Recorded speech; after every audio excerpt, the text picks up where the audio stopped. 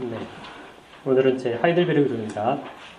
제 17주일 45문을 가지고 그리스도의 부활 이 부분에 대해서 그리스도의 부활과 우리의 부활 사이의 관계 그리고 우리가 그 속에서 얻는 유익 45문을 통해서 함께 살펴보겠습니다.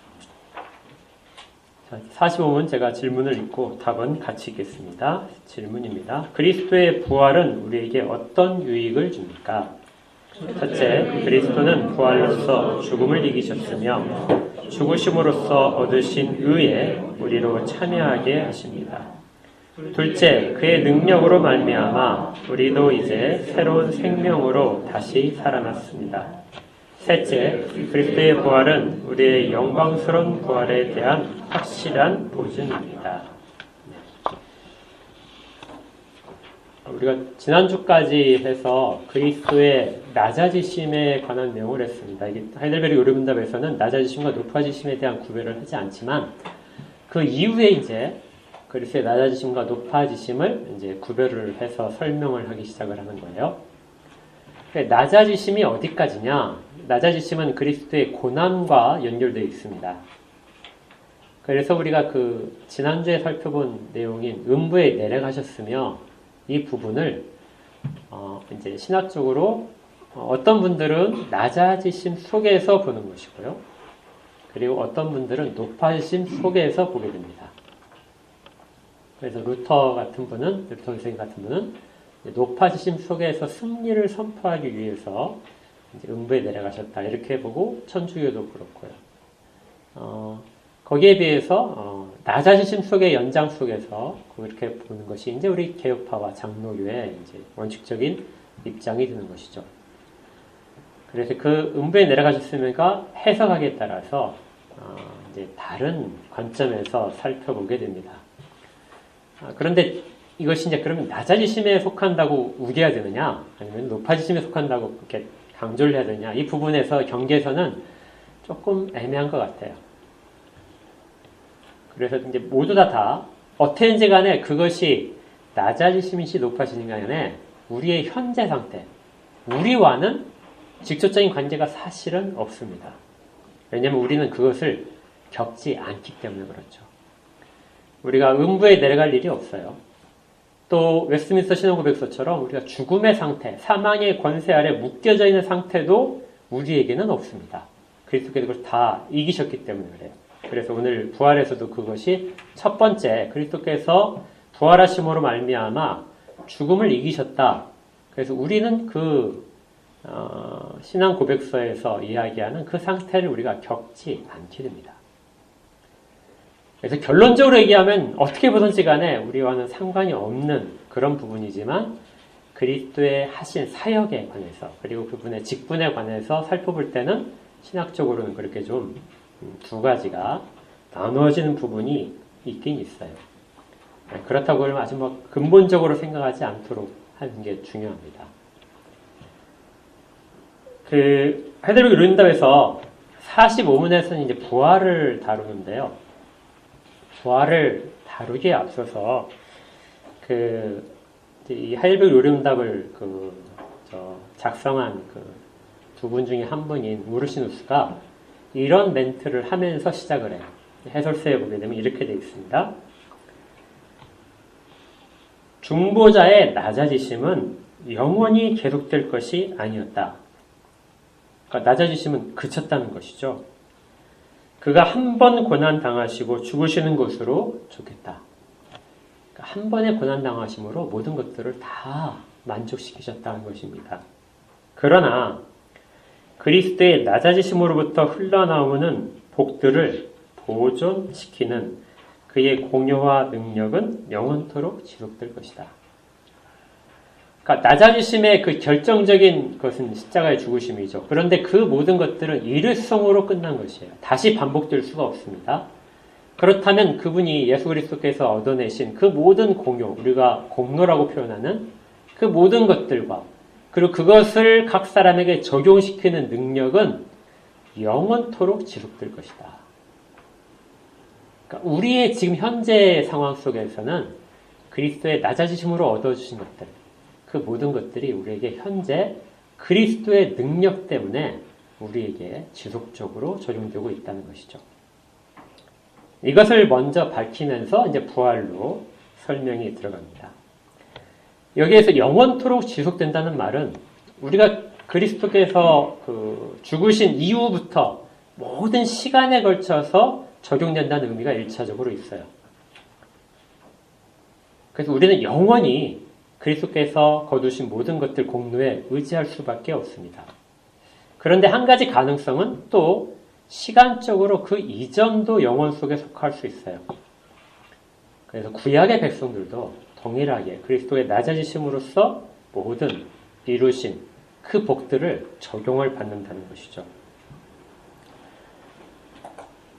우리가 죄사함을 지금 누리고 있고 우리가 의로움을 오늘 살펴볼 내용 중에 의로움을 우리가 누리고 있고 그리고 그리스도의 교제 속에서 영원한 복락과 모든 기쁨들 속에 있을 수 있는 것은 꼭 기억하셔야 됩니다. 그리스도께서 낮아지심을 통해서 이루신 것들 때문에 가능하고 그리스도의 능력 때문에 지금 우리가 그것을 누리고 있다. 이것을 붙잡아야 됩니다. 이제 45문부터 52문까지는 그리스도께서 높아지신 상태에서 하시는 일들을 이야기를 합니다. 그런데 아쉽게도 이 하이델베르 요름답은 부활에 관해서 굉장히 짧게만, 특별히 우리가 누리는 부활로부터의 유익에 대해서 집중하고 있는데요. 해설서를 보게 되면 조금 더 자세하게 이제 이것이 과연 우리가 부활을 이야기할 때 어떤 점을 유의해서 봐야 되는가 하는 부분들을 다시 설명을 해줍니다. 오늘 이제 그 부분부터 좀 시작을 했으면 좋겠어요. 왜냐하면 언제나 세상 속에는 부활을 믿지 않는 사람들이 언제나 있습니다. 마태복음 28장 보게 되면 예수님 당시에도 있었잖아요. 그리고 그 이후로도 예수님은 완전히 죽으신 것이 아니라 거의 죽음의 상태가 같다가 기적적으로 살아나셨다. 죽음의 그 한 발 앞에서 살아나셨다. 이렇게 얘기하는 사람들도 있어요. 그리고 또 마태복음 28장처럼 대제사장이나 이런 사람들이 거짓말을 해서 퍼뜨린 것처럼 시체를 도둑질해 갔다. 도둑질해 가서 한 곳에 숨겨놓고 부활하셨다. 이렇게 해서 주장한다. 이런 주장도 지금도 그렇게 생각하는 사람들이 여전히 있습니다. 그러나 우리가 살펴봤듯이 예수 그리스도의 죽으신 다음에 거기에 대한 목격자들이 아주 많죠. 증인들도 많고. 그리고 빌라도가 그 무덤에 봉인을 했다고 그랬잖아요. 도장으로 꽉 찍어서 하고 병사들을 시켜서 지키게 했습니다. 그래서 그 모든 것들을 통해서 우리는 그리스도께서 완전히 죽으셨다 하는 것들을 알게 되고 그럼으로써 완전히 부활하셨다. 죽음으로부터 부활하신 사실도 우리가 알게 됩니다. 아주 많은 사람들이 증인으로서 계속해서 등장을 하게 되죠.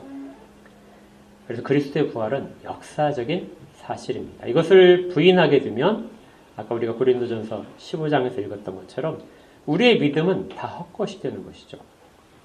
분명한 역사적인 사실입니다. 그리고 이제 살펴봐야 될 것이 그러면 그리스도께서는 어떤 방식으로 부활하셨는가? 이 부분은 좀 어려운데요. 좀 살펴볼 필요는 있어요. 아주 대략적으로 간단하게 좀 우리가 개념을 이해할 필요가 있습니다. 예수님께서는 무덤에 묻히시고 어디서 살아나셨을까요? 무덤에 묻히신 다음에 무덤으로부터 멀리 떨어진 다른 무덤에서 일어나셨을까요? 아니죠. 그 자리에서 그냥 누웠던 그 자리에서 부활을 하셨습니다. 또 예수님이 부활하시기 전에 예수님하고 부활하신 후에 예수님이 다른 분일까요? 같은 분이죠. 전혀 달라지지 않았습니다. 비록 육신은 그 성분들이 변할 수 있었지만 예수님이라는 인격은 전혀 달라지지 않았어요. 죽으시는 순간 몸과 영혼이 분리가 되어서 죽음이 되고 그렇게 해서 영혼과 몸이 분리가 됐었지만 부활하실 때는 다시 그 영혼과 새로운 몸이 결합을 하게 됩니다. 연합을 해서 부활을 하시는 것이죠. 이때 부활 전에 예수님하고 부활 후의 예수님은 같은 분입니다. 이게 굉장히 중요해요, 이것이요. 예수님은 육신은 달라졌지만 다른 분이 아니라는 거예요. 가끔 생각하시는 분들이 예수님은 이전에는 굉장히 약한 부분이 있었어요. 육신적으로 피로하시고 또 제한적이죠. 육신이 있으니까. 또 굶주리기도 하셨습니다. 목이 마르시기도 했어요. 그런데 부활하신 이후에는 달라지셨잖아요. 모든 그 약한 부분들은 다 사라지고 이제는 온전하고 신성으로서의 능력을 다 쓰시는 것이 가능해진, 그리고 의지적으로 그걸 하시는 그런 분으로 바뀌었습니다. 그래서 마치 죽기 전에 예수 그리스도와 부활하신 후에 예수 그리스도와 다른 분처럼 이렇게 생각하는 분들이 있어요. 결코 그렇지 않습니다. 같은 분이에요. 단지 육체만이 달라지면서 육체의 연약한 부분들을 다 벗어오신 것이죠. 이게 우리에게도 중요합니다. 우리가 부활을 생각할 때, 우리가 부활을 하게 되면 지금과 완전히 다른 존재가 될 것이다. 이렇게 생각하는 것은 조금 이해가 부족한 거예요. 우리는 이 땅 가운데 악인인데 죽고 나서 부활할 때는 완전히 다 깨끗해진, 전혀 이전과는 다른 인격체로서 태어나는 것이 절대 아닙니다. 우리는 이 땅의 연장선 속에서 부활하는 거예요. 그래서 이 땅 가운데서 우리가 부활에 이르는 연속되는 것을 소유를 미리 하게 되는데, 오전에 설교했던 것처럼 하늘의 것들이 우리 가운데 미리 주어지게 됩니다. 그리고 그걸 가지고 이 땅을 살아갈 수 있게 되고요. 그것이 지금은 우리의 육신의 연약함 때문에, 그리고 부패한 본성이 남아있어서 그렇게 계속해서 살아가지만, 우리가 부활을 할 때는 그 육신의 약한 부분들, 우리 인격의 부패하고 연약한 본성들은 다 벗어지게 되죠. 그리고 온전하게 그리스도와 연합된 상태로 누리는 것들 속에서 다시 살아나게 되는 겁니다. 그래서 부활은 아주 완벽하게 이렇게 우리 가운데 다른 존재로서가 아니라 연속적인 관계 속에서 우리는 죽음을 넘고 부활을 경험하는 것을 꼭 기억해야 돼요. 그래서 이 땅에서 중생을 경험하지 못한 사람들은 부활이 일어나지 않습니다. 생명의 부활로 전혀 갈 수가 없어요. 간혹에서 잘못 생각하는 사람들이 이 땅에서 살았더라도 그리스도께서는 모두를 사랑하시니까 죽은 다음에라도 회개할 기회를 주시겠지. 이거 없습니다. 이 땅에서 중생한 사람들, 이 땅에서 하늘의 것을 입은 사람들, 그걸 가진 사람들만이 나머지 연약한 부분들을 부활 때 벗고 죽음으로써 다 떨쳐버리고 부활 때 연약하지 않은 자로서, 이제는 다시는 죄를 범할 수 없는 자로서 그렇게 다시금 살아나는 것이죠. 우리가 이것을 꼭 붙잡아야 됩니다. 그리고 이것을 믿는 사람만이 다시 살아나는 영광을 경험을 할 수 있게 됩니다. 그 다음에 이제 우리가 그 부활에 관해서 생각을 할 수 있는 것이요. 부활은 이렇게 생각해도 충분해요. 성부 하나님께서, 아버지께서 아들을 살리셨다. 그래서 아들은 아버지께서 살리심으로 말미암아 살아났다. 이렇게 생각을 하셔도 성경에 분명히 기록되어 있기 때문에 맞습니다. 요한복음 5장 21절에 이렇게 되어 있어요. 아버지께서 죽은 자들을 일으켜 살리신 같이. 그러니까 죽은 자를 일으켜 살리는 것은 아버지께서 하시는 일입니다. 그래서 성부 하나님께서 아들을 일으켜 세우세요. 그런데 아들도 자기가 원하는 자들을 살리느니라. 아들에게도 죽은 자를 살릴 수 있는 권세가 있으십니다. 능력이 있으시죠. 그래서 성부께서 아들을 살리시는데 그 아들도 자기를 살릴 수 있는 능력이 있다는 그걸 기억하고 계셔야 돼요. 그런데 성경에서 아버지께서 아들을 살리셨다 이렇게 표현을 하는 거죠. 또 성령의 능력으로 살아나게 됩니다. 성령 하나님께서 살리시는 거예요. 그러니까 성부 아버지께서, 하나님 아버지께서 살리시고 성령님께서도 살리십니다. 로마서 1장 4절에 보게 되면 성결의 영으로는 죽은 자들 가운데서 부활하사 능력으로 하나님의 아들로 선포되셨으니 곧 우리 주 예수 그리스도라. 죽은 자들 가운데서 부활하는 것은 성령의 능력으로 가능합니다. 성령의 능력으로 그리스도께서 부활하시는 거예요. 로마서 8장 11절에는 예수를 죽은 자 가운데서 살리신 이의 영이, 그러니까 성령께서 예수를 죽은 자 가운데 살리셨다고 이야기를 하는 것이죠. 그것이 너희 안에 거하시면, 그리스도를 예수를 죽은 자 가운데 살리신 이가 너희 가운데 거하시는 그의 영으로 말미암아, 성령으로 말미암아 너희 죽을 몸도 살리시리라. 그러니까 성령께서 죽은 자들을 살리시는 것입니다. 이렇게 볼 때 그리스도는 자기 스스로 다시 사신 것이 아니라고 생각을 할 수 있습니다. 성부 하나님께서 살리시고 성령님께서 능력으로 살리실 수 있다. 그래서 살아나셨다. 이렇게 볼 수 있지만 성경에서는 성자 스스로도 살아나셨다고 표현을 사용을 합니다. 요한복음 우리가 알고 있는 요한복음 2장 19절에 보게 되면 이렇게 되어 있어요. 예수께서 대답하여 이르시되 너희가 이 성전을 헐라 내가 사흘 동안에 일으키리라. 누가 일으켜요? 내가, 그리스도께서 내가 일으키겠다. 또 아까 읽었던 요한복음 5장 21절에서도 뒷부분에 이렇게 있죠. 아들도 자기가 원하는 자들을 살리신다. 이 자기가 원하는 자들 속에는 예수 그리스도도 포함됩니다. 나도 살아날 수 있다. 내가 나를 살릴 수 있다. 요한복음 10장 17절에 내가 내 목숨을 버리는 것은 그것을 내가 다시 얻기 위함이다. 그리스도께서는 목숨을 버리실 권세도 있고 자기를 살리실 권세도 있으십니다. 계속해서 18절에 내가 스스로 버리노라. 나를 버릴 권세도 있고 다시 얻을 권세도 내게 있다. 그래서 우리는 성경대로 가장 잘 이해를 한다면 그리스도의 부활은 삼위일체 하나님이 하시는 일이다.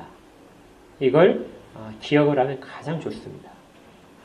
이 내용이 조금 어렵다면 앞에 있는 것처럼 성부 하나님이 아들을 살리셨다. 이것을 가지는 것도 괜찮아요. 그리고 성령 하나님께서 능력으로 영으로 살리셨다. 이것도 괜찮습니다. 그런데 가장 좋은 것은 성경대로 하면은 삼위일체 하나님이 다 살리셨다. 그래서 아들도 자기를 살리는 것을 꼭 기억하시면은 좋아요. 이걸 이렇게 우리 그 신앙 선배들이 표현을 했어요. 성부로 말미암아 자기 자신을 통해서 그리스도께서 자기 자신을 통해서 다시 살아나셨다. 성부 하나님으로 말미암아 자기 자신을 통하여 다시 살아나셨다. 다른 표현으로 하게 되면 성부께서는 성자 자신을 통하여 성자를 살아나게 하셨다. 성부께서는 성자 자신을 통하여 성자를 살아나게 하셨다는 거죠. 이것이 우리가 요한복음 5장 19절에서 살펴봤던 아버지께서 행하시는 그것을 아들도 그와 같이 행한다. 이 의미 속에 사실은 모든 것이 다 담겨 있는 겁니다. 아버지가 하시는 일을 아들도 여전히 하시는 거예요. 그리고 아버지가 하셨다고 말을 할 수도 있고 아들이 했다고도 말을 여전히 할 수 있습니다. 그래서 그리스도께서는 아버지의 뜻에 따라서 스스로 죽음을 당했고 또 아버지께서 일으키심을 따라서 스스로 죽음을 이기셨습니다. 그래서 동일하게 죽은 자들을 아버지께서 살리시는 것처럼 아들이 살리시는 것이고요. 그리고 그 영혼을 다시금 새 육체와 결합시키셔서 영원까지 살도록 만드시는 것도 역시 아들의 능력 가운데 있습니다. 그러니까 우리가 예수 그리스도의 부활을 생각할 때 그리스도께서는 스스로를 살리실 수 있는 분이고 또 하나님의 뜻에 따라서 하나님이 성자로 말미암아 살리심을 입었다. 이렇게도 꼭 기억을 하시는 게 좋아요. 아버지와 아들은 같은 일을 하십니다. 그리고 혼자 단독으로 사역하지 않습니다. 그 다음에 이제 또 살펴볼 내용은 사흘 만에 부활하셨다 하는 것이죠. 사흘 만에 부활하셨다는 것은 왜 꼭 사흘이어야 되느냐? 예수님이 하루 만에 부활하실 수 있죠. 그렇죠? 네. 하루 만에 부활하실 수 있습니다. 그러실 수도 있어요. 그랬을 수도 있습니다. 그런데 성경적인 표현에서 사흘이라는 것을 하게 된 것은 예수님께서 사람들에게 이렇게 질문에 답하셨어요. 우리 가운데 보여주실 표적이 무엇입니까? 거기에 대해서 요나의 표적밖에 내가 보일 것이 없다. 요나의 표적이 무엇이죠? 3일 만에 다시 물고기 뱃속으로부터 토해내는 것이죠. 이것을 예수님께서는 이게 내가 보여줄 표적이다. 그리고 이것을 부활의 모형이라고 말씀을 하셨습니다. 그러니까 모형으로 구약시대에 보여줬던 것들, 그 모형들은 실체를 보여주는 것이죠. 그리고 실체는 모형으로 나타나는 것들의 현실화입니다. 그것을 보여주시죠. 그래서 요나의 표적밖에 보일 것이 없다고 하신 것은 3일 만에 내가 다시 살아날 것이라는 것을 명백하게 밝히신 것이고, 그대로 주님께서는 성경에 예언된 그대로 다른 선지서에 나온 것처럼 3일 후에 부활을 하신 것입니다. 물론 이제 여러 가지 그 이유도 있겠지만 가장 분명한 것은 주님께서는 성경대로 부활하신 거예요. 모든 하나님 아버지의 삼일체 하나님의 작정하심이 역사 가운데 드러나는 일들을 그리스도께서는 실체로 세상 가운데서 다 성취해 나가신 것이죠. 그래야 선지서가 이야기했던 그 모든 예언된 메시아, 그 메시아가 예수 그리스도인 것을 누구나 다 동의할 수 있게 만드시는 겁니다. 그 다음에 이제 그리스도께서 살아나신 목적이 있어요. 이거는 조금 어려운데요. 간단하게 하겠습니다. 예수 그리스도께서 살아나심으로 말미암아 예수 그리스도는 자신을 영화롭게 하셨습니다. 그런데 이때 자기 자신을 영화롭게 하는 것뿐만이 아니라 아버지를 영화롭게 했다고 표현을 해요.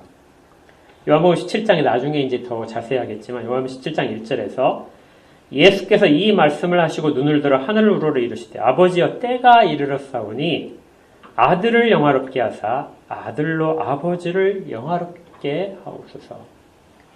그리스도가 영화롭게 되는 것은 그리스도의 높아지심이거든요. 부활로부터 높아지심이 시작되는데 아들을 영화롭게 해주십시오. 이건 부활을 구하는 거예요. 그래서 아들이 아버지를 영화롭게 하옵소서.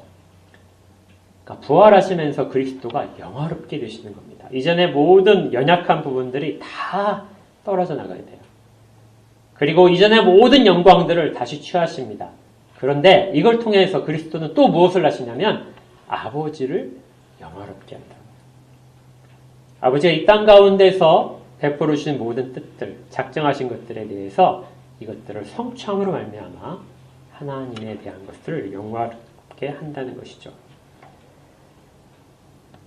그리고 다시 사심으로써 자기의 본성을 드러내십니다.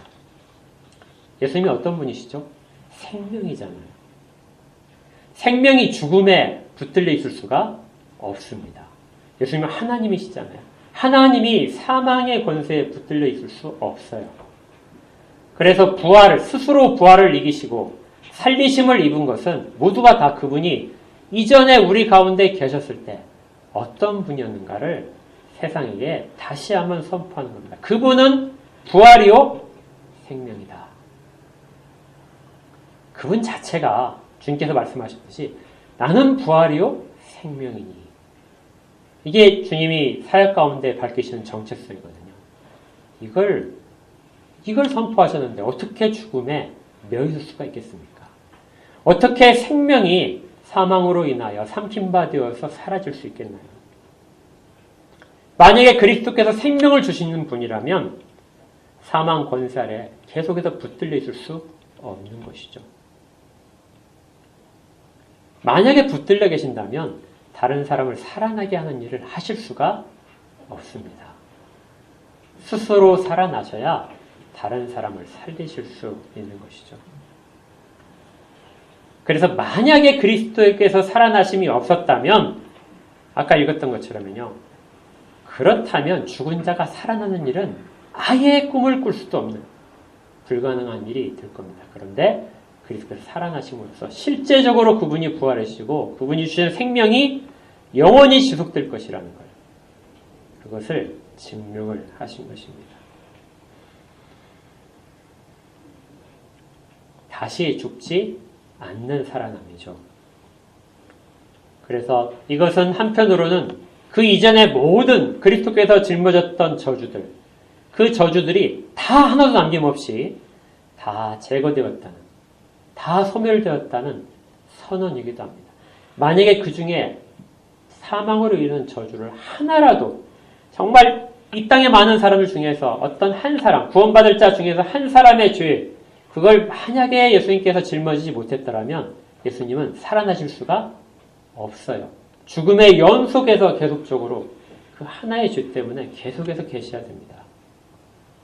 그런데 남김없이 모든 걸 속하셨기 때문에 그리스도는 다시 살아나신 것이죠. 다 보상이 된 것입니다. 그리고 또 그리스도께서 살아나심으로 말미암아 그분이 담당하는 지속적인 중보자로서의 사역이 계속 수행되는 것을 알려줍니다. 죽음에서 그리스도의 사역이 끝나는 것이 아니에요. 그리스도는 계속해서 모든 사람들에게 중보자 사역을 수행하시며 그렇게 해서 모든 자기가 이루어내신 모든 은덕들을 사람들에게 계속해서 공급하고 계십니다. 만약에 그리스도께서 살아나시지 못했다면 이 중보자의 사역은 십자가에서 끝났을 것입니다. 그런데 살아나셔서 지금도 하나님 우편에서 중보자로서의 사역을 계속하시는 것이죠. 우리가 그리스도로부터 얻어 계속해서 누릴 수 있는 것은 의로움과 그리고 성령과 영생과 영광입니다. 이런 것들을 지금도 우리에게 계속해서 주고 계시는 거예요. 요한복음 1장 16절에서 우리가 다 그의 충만한 데서 받으니 은혜 위에 은혜로라. 그리스도의 모든 충만함으로 우리에게 지금도 계속해서 공급해 주신다는 것이죠. 그것은 부활하셨기 때문에 가능한 겁니다. 그분이 지금도 살아계셔서 계속해서 같은 사역들을 하고 계시기 때문에 이 땅에서 사역하셨듯이 지금 하나님 우편에서 사역하시기 때문에 우리는 지속적인, 연속적인 그런 모든 복을 계속해서 받으며 누리는 것이죠. 이제 하이델베르크 유른답으로 이제 돌아가면은요, 거기 세 가지의 우리가 현실적으로 누리는 유익을 말씀해 줍니다. 첫 번째가 그리스도는 부활로서 죽음을 이기셨습니다. 이건 아까 설명을 드렸고요. 죽음으로써 얻어진 의에 우리로 참여하게 하십니다. 여기 참여하게 한다는 이 단어가요, 조금 이렇게 피상적으로 들릴 수 있어요. 그런데 이게 원문상으로 보게 되면 좀 더 적극적인 그런 표현입니다. 참여한다는 그냥 어떤 방관자로서 있다가 그냥 이렇게 거기에 이렇게 들어가는 것처럼 이렇게 되는데요. 그런 의미가 분명히 있어요. 그렇지만 이 단어를 보게 되면 이렇게 생각하면 돼요. 가끔 이제 올림픽 경기 이런 거 보게 되면 팀별 경기 있잖아요. 팀별 경기에서 전혀 한 번도 경기에 안 나간 선수가 있어요. 후보 선수죠. 맨 그 선수들 휴식 시간 들어오면 이렇게 수건 던져주고 하는 그런 선수가 있습니다. 그런데 시상을 할 때 그 팀이 이제 우승을 했어. 그래서 금메달을 막 걸어주는데 그 선수 받을까요? 안 받을까요? 받죠. 네. 그 선수가 우승의 영광 가운데 함께 있는 겁니다. 그리고 그의 인생 여력에 그 우승자라고 써 있게 돼요. 전혀 하나도 한 번도 활동을 한 적이 없어요. 그렇지만 경기에 나가서 아무것도 안 했는데 그 선수는 우승 가운데 이름이 기록되어 있는 거예요. 이것이 여기에 있는 참여한다는 의미입니다. 그러니까 그 의로움에 있었던 모든 것들, 그리스도께서 홀로 얻어내셨는데 그건 죽으심으로써 얻어낸 거예요. 홀로 얻어내신 그 의로움에 모든 그리스도를 믿는 모든 자들이 그것의 모든 복을 누리는 거예요. 그 금메달을 딴 그 선수는 후보 선수지만 한 경기도 안 뛰었지만 연금 받아요. 네. 연금 주전으로 뛴 사람이나 후보 선수로 뛴 사람이나 동일한 연금을 받습니다. 이것이 우리 가운데 그리스도가 주시는 의로움이에요. 단순히 그냥 보고 관람하는 의로움이 아니라 실제적으로 우리가 누리는 의로움입니다. 그래서 예수 그리스도는 우리를 의롭게 하기 위해서 살아나셨다 이렇게 말합니다. 부활은 그리스도께서 얻으신 의가 우리 가운데 주어지는 이것이 부활이 우리에게 주는 유익입니다. 그런데 이 부활이 주는 은덕들을 잘 생각해 보게 되면요, 사람들이 이 땅 가운데 있는 것으로 자꾸 치환시키려고 그래요. 아까 제가 말씀드렸지만 이 은덕들이 뭐냐면 영생이죠. 그리고 성령을 주시는 것이고 그다음 영화롭게 되는 것입니다. 근데 이것들이 다 어디에 속해 있냐면 이 땅에 있는 것들이 아니에요. 우리가 하늘에 속해서 하늘에 연결돼서 누리는 복들이지 이 땅에서 우리가 장수하는 복으로서 그리스도의 십자가의 죽으심이 우리 이 땅에서 장수하는 복으로 주어지지 않아요. 이 땅에서 우리가 그리스도의 십자가에 달려 죽으셨기 때문에 우리가 이 땅에서 굶주리지 않고 다 부자로 산다. 이거 없어요. 그리스도께서 십자가에 달려 죽으셨기 때문에 우리 자녀들이 다 잘 될 것이다.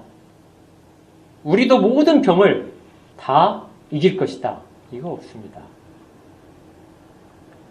그리스도께서 십자가의 죽으심을 통하여 얻으신 모든 공효들은 이 땅에서의 충족되는 것이 아니에요. 하늘의 복들입니다.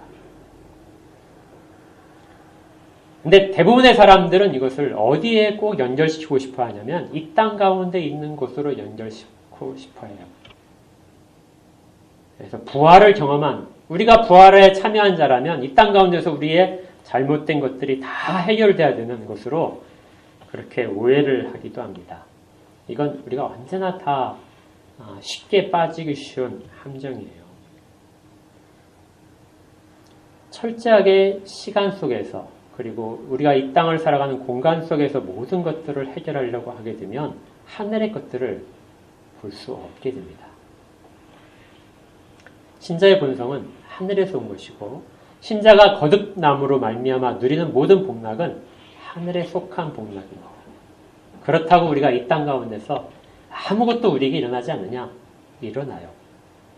왜냐하면 본성이 바뀌었기 때문에 우리의 본성이 바뀌었기 때문에 우리가 행하는 것들 아니면 우리가 같은 성도들끼리 교제함으로써 서로가 위로를 받고 서로를 세워주는 것들 이 모든 것들은 이 땅 가운데서 분명히 나타나게 됩니다. 그런데 순서를 바꾸면 안 되는 거예요. 우리는 그렇게 부활의 모든 것들을 이 땅 가운데서 참여하고 있는 겁니다. 둘째는 그의 능력으로 말미암아 우리도 이제 새로운 생명으로 다시 살아났습니다. 이것은 우리가 앞으로 살아난다는 것이 아니라 지금 살아난 존재라는 것을 알려줘요. 지금 우리는 새로 살아난 존재. 그리스도의 부활과 함께 우리 가운데서 새 생명이 주어지고 그것을 우리가 가지고 살아가는 존재라는 것을 이야기해 주는 것이죠. 셋째로 그리스도의 부활은 우리의 영광스러운 부활에 대한 확실한 보증입니다. 만약에 그리스도께서 살아나시지 않았다면 우리의 죄가 다 해결됐다. 우리에게 향했던 모든 저주가 해결됐다는 것을 무엇으로 알 수 있을까요? 일부 사람들의 그냥 계속 반복적인 자기 확신밖에 안 되겠죠. 그러나 부활이 분명한 역사적인 사실이므로 우리의 모든 저주도 벗어졌다는 것은 역사적 사실입니다. 또한 우리가 예수 그리스도의 부활처럼 우리가 지금 살고 있는 것과 지금 우리가 예수 그리스도 안에서 누리는 모든 것들이 연속적으로 이루어지는 과정 속에서 더 완벽하게 부활할 것이라는 것에 대한 확실한 보증이기도 합니다. 그래서 우리가 생명의 부활로 우리가 다 일어날 때 그때 우리는 서로를 다 알아보면서 굉장히 기쁠 거예요. 예. 우리의 모습은 어떻게 달라졌을지 몰라요. 예. 겉의 모습은 달라지고 있지만 우리의 인격들은 전혀 다른 인격이 아니거든요. 그래서 서로를 보면서 굉장히 기뻐할 겁니다. 예. 그리고 전혀 오지 못할 것이라고 생각했던 사람을 보면서 놀랄 수도 있어요. 예. 언제나 그 얘기가 있죠. 그리고 꼭 올 거라고 생각한 분을 우리가 찾아도 못 만날 가능성도 있습니다. 네. 그러니까 우리가 좀 정말 두려워할 부분이지만 보통의 경우에 대부분 우리는 다 서로를 만날 겁니다. 네. 여러분들 옆에 사람 보시면서 한번 얼굴을 봐보세요. 나중에 우리가 정말 부활체로서 생명의 부활로 일어선 때는 어떻게 보일 것인가? 네. 흙게 보이면 안 되고요. 어? 저 인간을 내가 또다시 봐야 돼. 이런 식으로 보면 안 되고요. 그때는 정말 연약함 없이 볼 테니까 얼마나 기쁠까요? 우리는 그렇게 그 부활을 약속받고 보증받은 사람들입니다.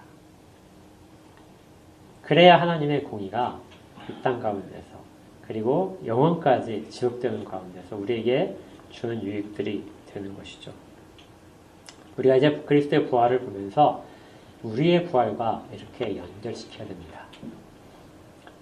그러니까 우리의 부활은 이 땅과 연속되어 있다는 걸. 그렇지만 또 한면으로는 불연속적이라는 걸 기억하시고, 그래서 부활 상태 이후의 삶만이 우리가 돌아보는 것이 아니라 지금 우리가 이미 새 생명을 얻었다고 되어 있거든요. 이 생명을 얻은 존재로서 이 땅을 살아가는, 그렇게 우리가 이것을 말씀을 통해서 받게 되는 것이죠. 우리의 인생, 얼마 살지 모르지만 우리의 인생들이 이렇게 계속해서 걸어가는, 영원까지 걸어가는 그 인생길이 되어야 됩니다. 다 그렇게 되기를, 그리스도의 부활의 모든 덕들이, 그렇게 얻으신 것들이 우리에게 다 충분하게, 완전하게 다 부어지기를 주의 이름으로 축복합니다. 기도하겠습니다. 하나님 아버지, 저희들이 죽음이라는 것을 늘 앞에 두고 우리가 겪어야 되는 한계라고 생각을 하는데, 그것이 부활로 가는 그 출입문인 것을 알게 됩니다. 그리고 완전한 단절이 아니라 우리의 현재의 삶에서의 연속적인 과정임을, 그리고 약한 부분들이 제거됨으로써 얼마나 하나님의 뜻에 합당하게, 그리고 하나님을 기뻐하시는 것이 우리 가운데 온전히 이루어질 것인가를 소망하는 그 시간인 것을 압니다. 그래서 다시 돌아보아 저희들이 지금의 현재의 삶을 하나님의 뜻대로 거듭난 자로서 하늘의 것을 받은 사람으로서 살아갈 다짐을 하게 됩니다. 이 다짐들을 저희가 소중하게 지킬 수 있도록 성령 하나님께서 능력을 주시고 늘 깨우쳐 주시며 우리로 하여금 하나님을 사랑하는 마음이 더 깊어지도록 인도하여 주옵소서. 예수님 이름으로 기도합니다. 아멘.